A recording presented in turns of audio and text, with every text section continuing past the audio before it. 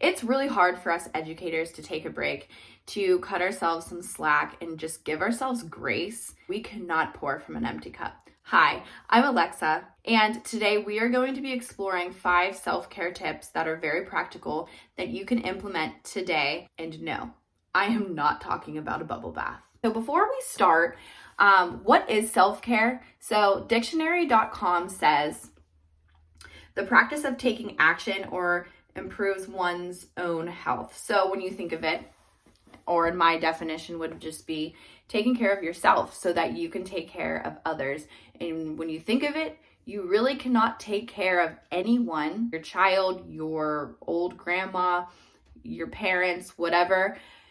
You can't do anything without taking care of yourself first. So these actions and ideas that I'm going to share with you are going to help you in the long run. So the other thing I want to say is there are 2 types of self-care, and the first one is the luxury kind. So what administrators think that we need. So this would be the bubble bath. This would be getting your nails done, getting your hair done, getting a facial, a massage, like things that really make you feel good.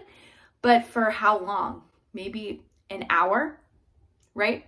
The other type of self-care is the self-care that's going to make you feel good from the time that you do these types of self-care till you're like 191 years old.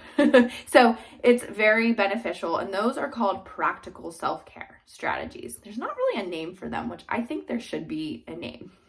Okay, so let's get into the ideas that I have for you. Number 1 is establishing healthy boundaries. If you are not establishing healthy boundaries in 2024, what are you doing? Okay, so setting healthy boundaries does not mean that you are a rude person. And if you are anyone like me who is a people pleaser, that was a really hard concept for me to get around. But once I started saying no when I needed time for myself to get my plans done, to get some grading done, my life improved significantly. It was so nice. And other ones that you can implement that are really, really good are just closing your door to get stuff done.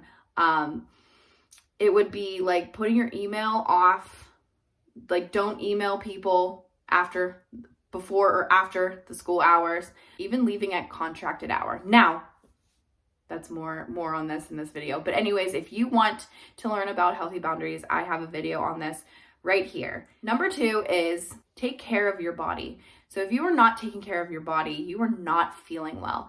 Taking care of your body is what we're basically the self-care that I pretty much talk about, that you can start now and you will feel better now until you are however old.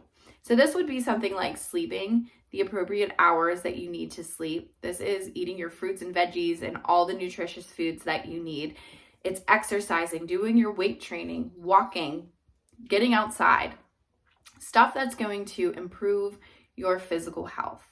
Number 3 is doing something that makes you really happy. So maybe the bubble baths do make you happy. Take a bubble bath. However, this could be something like reading. This could be something like shopping. I don't know. That probably would follow into the category of luxury now that I think about it after I said that. But if it makes you happy, do it, but don't do it every day. That's not what I mean. But anyways, okay, back to it. Reading, it would be cooking. It would be walking. It could be listening to a podcast. It could be unplugging for the day. It could be talking to your best friend. It could be drinking your coffee in silence. It could be getting coffee with your best friend. Whatever it is that makes you happy and you implement that, you're going to feel so much better in no time. Number 4, I said it earlier in the boundaries, but leaving at your contracted hour. This was hard, and I was a physical education teacher, so for me, I didn't have like much to grade, but like if you're an English teacher and you're like, okay, this is gonna be harder because I have like 20 essays to grade in a certain amount of time. I understand. But leaving at your contracted hour, maybe 4 days a week, and then having one day where you stay late would really help you get your grading done.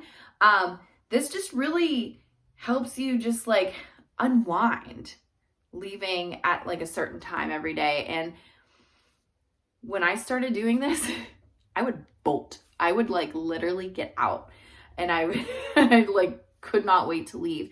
I loved my job, but like I just wanted to be home sometimes. And I just felt that if I could run out right at the 2:15 bell, I was good to go. But yeah, that's something to plan in your day. If you're someone that like knows that you can't leave right away at your contracted hour, maybe you stay till maybe 15-20 minutes after. But leaving at that time just shows that you're giving yourself some grace and you are giving yourself a break from work, so that when you go home, you can be the mom, you can be the dad, you can be the aunt and uncle, your cousin, your whatever you are to other people other than being a teacher to your students, then you are able to do that. And last one is to stay connected. My best advice when you are staying connected is just stay connected with your friends who are not teacher friends. So this could be one of my best friends is just in business, and she works for her grandfather. I think it's her grandfather's business, and her and I have a lot in common other than our jobs. And what's really nice is we get together, we talk about God, we talk about our kids, our husbands, and we laugh about things in the past. And instead of just always either connecting on social media and comparing ourselves to other people, just being connected with a friendship that's not a teacher has been like one of the best self-care I've given myself in a long time. And it's where we can laugh, we can cry if we need to, we can build ourselves up. And even if I have to say something like this happened at work today and blah, blah, blah, she might not understand specifically on a teacher perspective, but she can give her perspective. She can give her advice. So there you have it. So these were my 5 tips that I had for you today. So again, they were establishing healthy boundaries, taking care of your body, do something that makes you happy, leave at your contracted hour, and staying connected to others who are not in the teaching world. Let me know down below which one resonated with you and what self-care, practical self-care tips that you already implement in your life. You are a difference maker. I believe in you, and I'll see you in this video.